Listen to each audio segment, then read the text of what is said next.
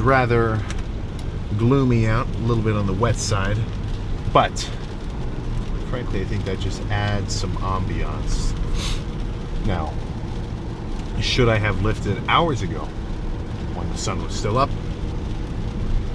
Potentially yes, but nothing wrong with a slightly later lift in the evening as well. So, plan for tonight, arms and a little bit of forearms. Not talking a ton, not saying anything crazy here, but I think after the main kind of arm portion plus the pump check is over, then I'll branch over and get some actual, forearm curls and reverse curls started. So I think let's not waste our time freaking chatting about it. How about we just get in there and see just how pumped up we can get these things. Frankly, I can almost guarantee that my forearms are going to be veinier with a real forearm pump.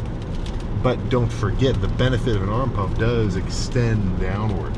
Because every set of push downs, every set of curls, every set of extensions, you are holding on to something, and your forearms do come into play. So the argument that you don't need to train them directly, it's got some weight.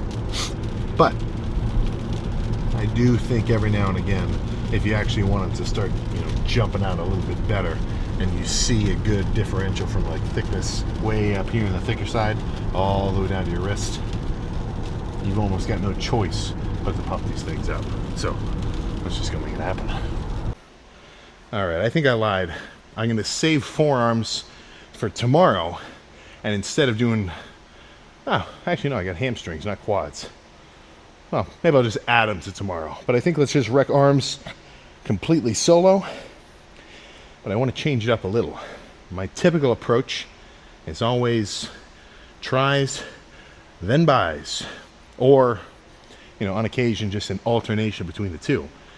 So today, I think, or tonight rather, let's flip the script, right? Potentially a risky endeavor. Typically you want to try it before you buy it. But, shit man, you try it every time. You buy it every time. Right? Why not change it up? And half my reasoning is also, that's kind of most of it. I just haven't done it like this for a pretty long time. It's a pretty damn easy way to change it up. So let's get amped up. I need to pick a different song, and the 75s are calling my name. I've warmed up, of course. I'm not just gonna grab them out of nowhere. But yeah, this will be a good heavy set. Start a little nasty.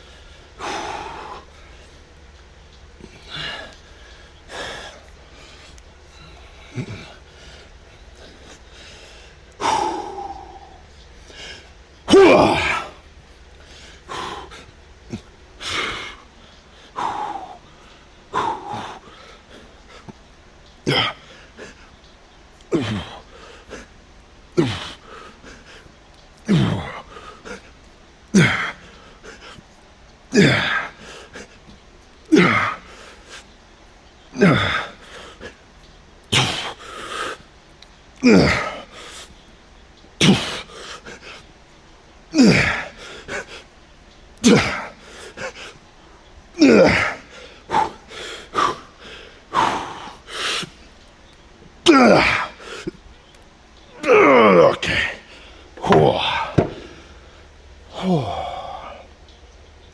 I'm gonna have to drop it to the 70s for the next one. But let's keep doing a few more heavy sets and then move on to, whatever's next.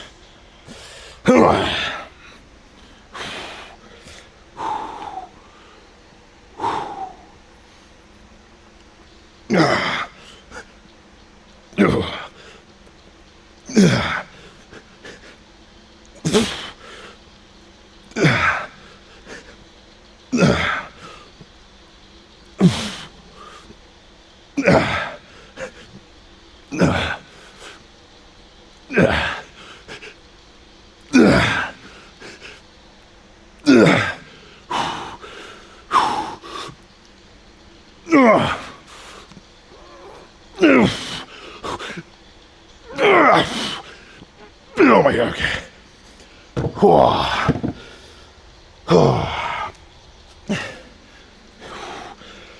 One more heavy one. There's more than certainly an insane value not to having the perfect technique or having the perfect set mapped out before you actually do it, but to simply get into a state of being where, I mean, frankly, anybody who doesn't work out, they never get this at all, right? If you legitimately have, I don't want to say a day of leisure. Obviously, if you get like a full day of office work, that's not nothing. But if you never do anything like with any amount of physical exertion, at least to any serious degree, you're just missing out, man. You know, I mean, frankly, I reference this a lot. We're not that far off. I mean, you know, microplastics, xenoestrogens aside, we're not that far off from, you know, having one of the primary damn occupations of our days simply being running out hunting for shit, right? Genetically, nothing's changed. That's where I think the primal guys have it right, because they know that going crazy on some fucking dumbbells or bench or squat gives you that guttural looking feeling. Now, am I gonna go do a simulated hunt and then do a 24-hour fast if I fail the simulated hunt? No, but I think there is some value there. So my plan is to simply grab the 70s and curl them until I can no longer. Simple, and I would say effective as well. Little 2000s-ish, but breaking Benjamin is a perfect pairing. All right.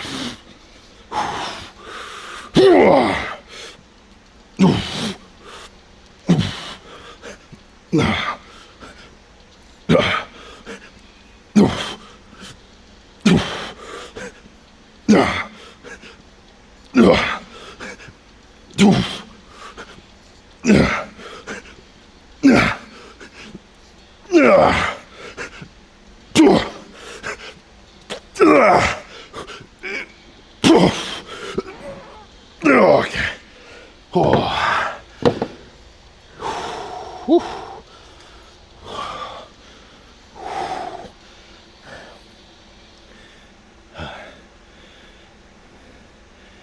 I kind of told myself I was going to do lighter sets after a few of these. I don't really want to. Let's just keep doing heavy dumbbells. This is going to be a very curl-based workout. Dumbbell curl exclusive.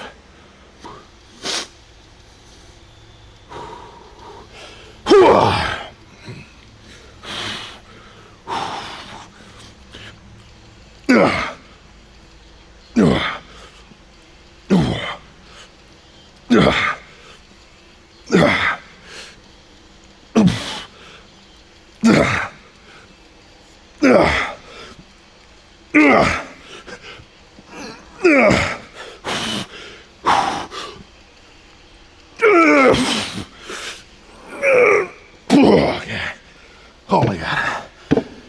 Oh, one more of those. And then I'll finish with some cable curls.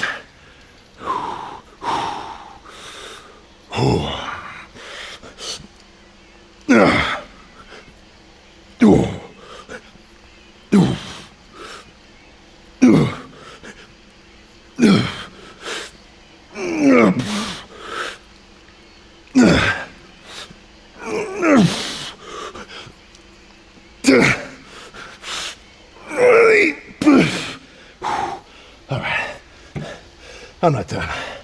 Let's do a rest pause.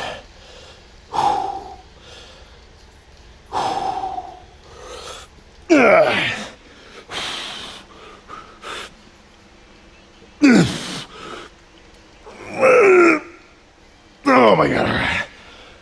Oh. Holy shit. Yeah, I think that's enough heavy curls. Let's do another one, but not so heavy on the cable behind me. I did not create it. Frankly, I would attribute most of the scientific understanding and simply just innovation of the craft of horse cocking some serious weight to be given to a certain Professor Bugenhagen, or Bugenhagen, you know, it's argued. But yeah, I think today let's just make it a little nasty, you know. And I don't mean rip my biceps off nasty, right? I think there's a kind of a disconnect where I say that, and it's like, all right, you're gonna be a little nasty with your form, and then immediately that gets mentally translated. All right, form is out the window.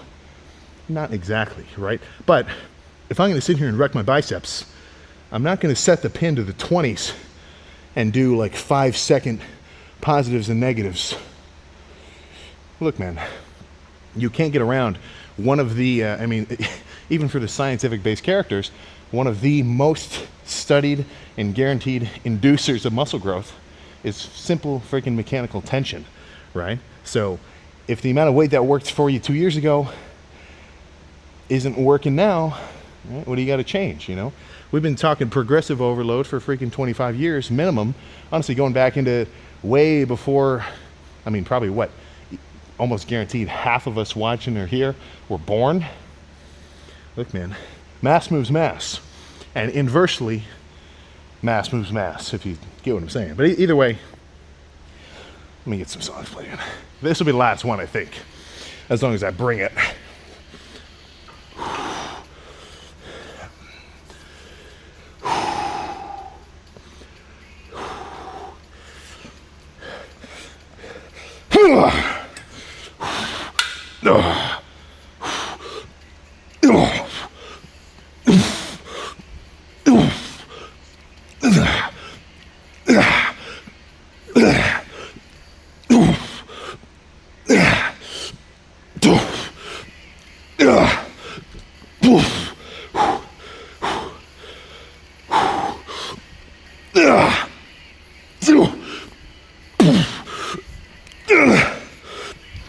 Okay.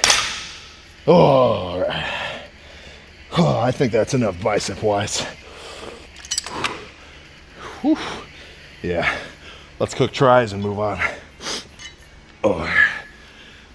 Well, I guess by move on, I mean pose down. Feels weird switching gears to push downs after having already finished buys. But similar start as before. And frankly, I think I might try to leverage the volume even lower and up the set-by-set intensity, even compared to what I'm normally used to, right? Because, man, I feel fast and strong. That kind of conduces itself to being a heavier, nastier day. Whereas maybe if I felt a little more tender in the elbows, I might make that day a little more lighter squeezing focused, you know? But either way, almost full stack rope extensions with the hold at the bottom. And we'll just go from there.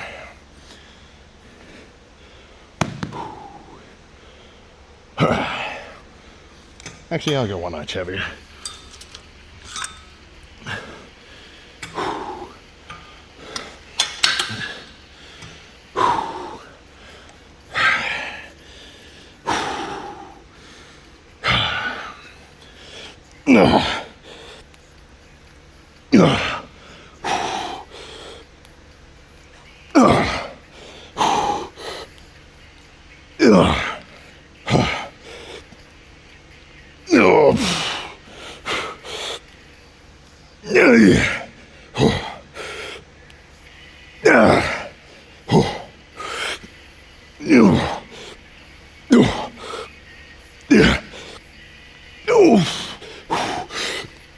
Oh my God, okay.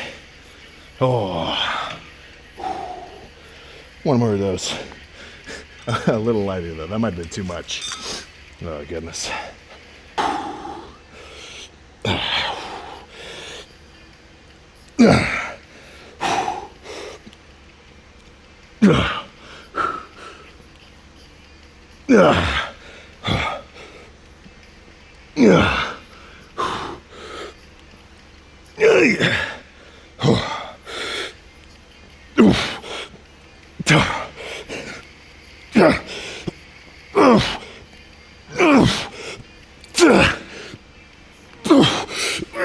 Oh my God. All right. Whew. One more. Then let's do some easy bar push downs.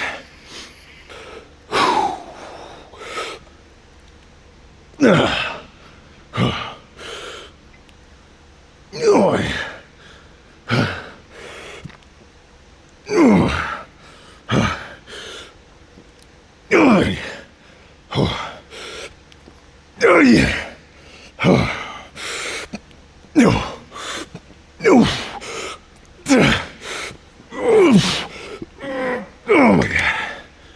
Oh, I lied. One more friggin' minimum. Yeah. It's crazy to think that only like 2 years ago, I was doing these extensions, but I'd only go up to like here. Nothing even close to way up here. Yeah, live and learn. Lift and learn, more so.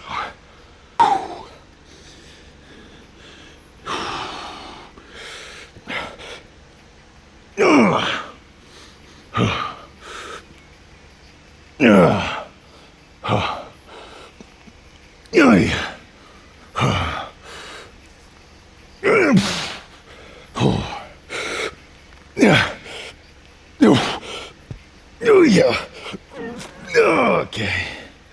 Oh, that's probably too heavy to go for that one. But, yeah, honestly, shit, stay right there. The finisher is just going to be the exact same setup, but instead of the rope, oh goodness, let's swap it out for the easy bar. And I'm stronger in the easy bar, just the nature of having a more stable handle to push down on, so I can up the weight a touch.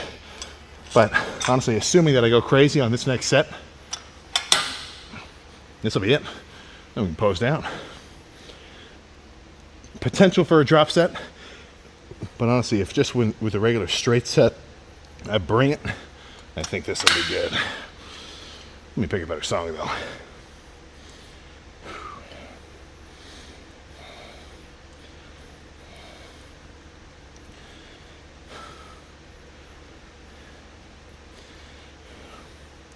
Ah, shit.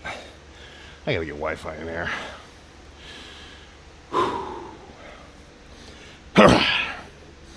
There's not gonna be any hold at the bottom of these reps.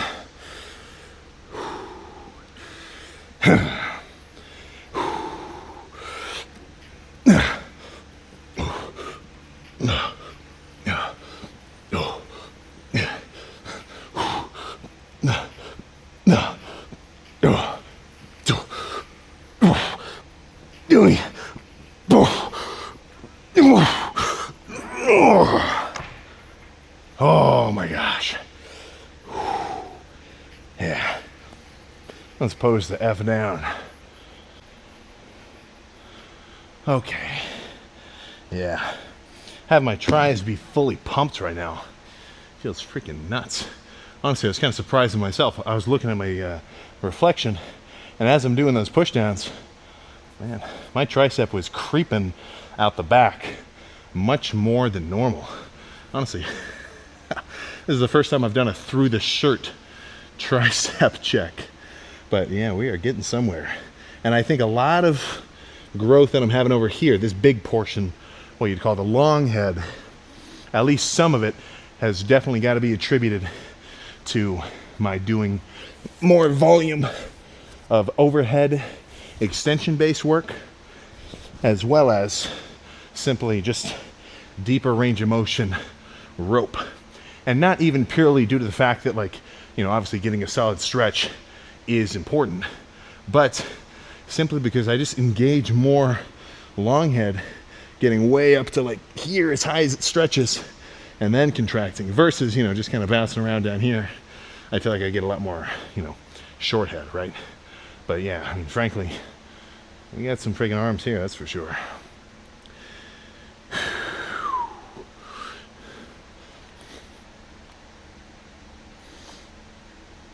Oh, goodness.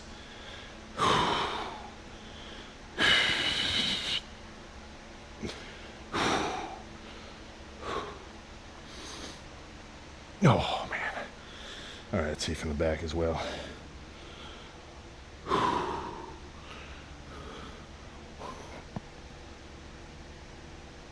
Oh, holy crap. Yeah, these things feel freaking swollen. Like even bending, usually when I say, oh, I can't touch my shoulder with my fingers, and that's usually an indicator of just how pumped I was.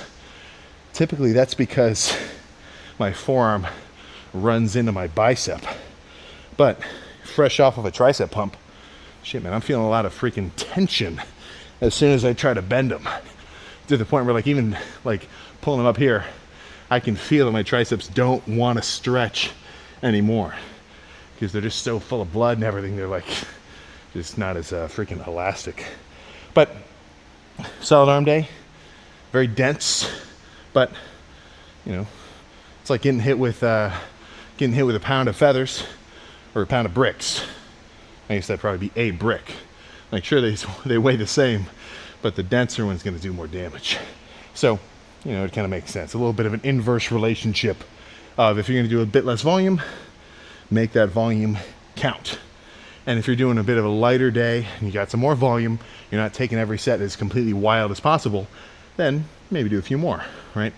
On this little balancing act. But let's get back in the car. We are done. All right. Have I got a question for you? Have I got a freaking question for you to potentially ponder over? How long can you be locked in for? How long do you think you can theoretically lock in, you know, a year, 2 years, 3 years, 5 years, 10 years? You know, how many and this is just fitness, but it branches off into regular life, I feel. But, you know, how long can you consistently give yourself an hour, hour and a half, maybe 2 hours a day? 2 would be kind of long. Let's say hour minimum to practice something that you like. Working out's one of them. And, you know, have that not be the challenge, right? It's and that comes down to a simple kind of belief system, I feel, right? Because if you were to ask that question to somebody, you know, let's say you've got a lie detector that actually works, so you know if they're telling the truth or not, and you know they barely work out 10 days a month, which is such a crazy system of like half in, half out, 1 foot in, but still not really jumping over the edge yet. Because I mean, how many people don't work out at all? And then how many people work out and they're locked in for real? It's a very small percentage, I feel, or at least relatively, or just on the fringe, where they dabble but they pull back. You know, they're honestly, it's the worst of both worlds. You're getting no gains, and you're only getting like the same repeated, like basically first few weeks of working out where it's just basically difficult. You know, you're not really getting the fun out of it yet, right? So if you were to ask anybody like that, were they, you know, I mean, I've heard it before. Oh, you know, I was good in the summer, and then, you know, I got back to school. You know, I just, you know, took a couple months off. Do you think they would really have a confident answer and like, yeah, I can guarantee I'm gonna be locked in the next year. I can guarantee I can lock in the next 3 years. I can guarantee I'm gonna do my cardio consistently. I can guarantee I can get after it. And you know, don't be fooled. I'm not saying this as though like you have to do it or else I'm gonna think less of you. Right? That's not the purpose here. It's something for you to do for you because you get the benefits out of it. Right? It's not for anybody else. You know, who cares? So what I'm kind of getting at is the guys who, you know, going to the gym, having a consistent routine, you know, getting after it on the regular, they believe they can do it. It's not even a question of belief. They simply know it. They know that's what they do because they identify as being locked in, you know, right? I mean, there's a really good quote, or not quote, but kind of like a speech. It's, I forget his name. Well as freaking known, like self-help kind of motivational speaker. What's like a description? Just like conventionally masculine looking dude. I can't describe him. I don't know his name. I think he's with Theo Vaughn or something. And he's basically saying like, you know, let's say somebody quit smoking, right? And they tell you like, oh dude, I'm 10 days, I haven't smoked for 10 days. You know, I haven't drank for 3 days. All right. And then he says, well, why are you counting? Right? Are you a non-smoker? Have you really quit, or are you just abstaining because you still identify with the habit? You know? So what I'm trying to get at is there's a certain idea of practice without striving, right? Getting into a routine, getting into a continuous loop of effort and consistency, as well as reaping the rewards from it, but not having that feel like a grind. because that's simply what you do. You know, you wouldn't look at let's say alternate universe where a damn, blue whale or a freaking bluefin tuna could speak, right? They're not going to say, oh my God, I got to swim today. Oh, I got to freaking swim around today. Oh my God. No chance. That's what they do. It's not a question of if or if it's going to be difficult. It's just what they do, So it's almost kind of just breaking past a certain barrier where you haven't locked in yet, but you have this belief that you can do it, and that's what you're going to do, such that it's not even an if. It's not a question of if you're going to do it. It's only a question of when, And in the beginning, that might sound a little delusional, right? I mean, there's guys where they're, oh, dude, I'm locking in this year. 2026, that's my year. Yo, summer of 2025 is going to be a movie, bro. It's going to be nuts. I'm going to make this shit happen. I mean, I'm certainly not one to put anybody down. But, let's be realistic here. How many times do you hear somebody say that and you believe them 100%? Not often. Not often, if ever. Because there's no action to back up that statement. It's simply a wish at that point. You're putting out in the world, I want to make this shit happen. Right? Where's the action? So that's where I kind of say, don't even freak about trying to, tell anybody what you're going to do, posting about what you're going to do. I can't tell you how many times I've, because I'm tuned in, right? I've been, I say tuned in. I really mean I'm a freaking phone addict, and I'm constantly scrolling for like a dopamine rush. But with the TikTok and everything, for the last really ever since it kind of blew up, I've been watching all sorts of fitness characters, so I see them, and I see these same posts. Dude, I'm going to make this shit happen, right? Just wait for it. And then, didn't see the guy for years after that, right? So I guess what I'm getting at is there's a lot of talk, right? And it's completely up to you as an individual, if you're doing the talking, to back it up with the walk itself. And that's where I always tend to be a little more, I guess you could kind of say, reclusive with my goals, because I'm not really seeking any external validation to motivate me, right? Like, I'm not gonna, I don't know how to exactly describe it apart from that, but it's like I don't need to tell anybody what I'm gonna do, right? Because I know in my freaking mind, and I can kind of, I don't want to say like foresee the future, but I know barring any extreme events, I'm gonna keep after it like nothing's stopping me, right? So it's kind of a situation where sometimes I think, if you have to talk about how hard you're gonna go and how much you're gonna lock in, and it's like, oh, dieting, man.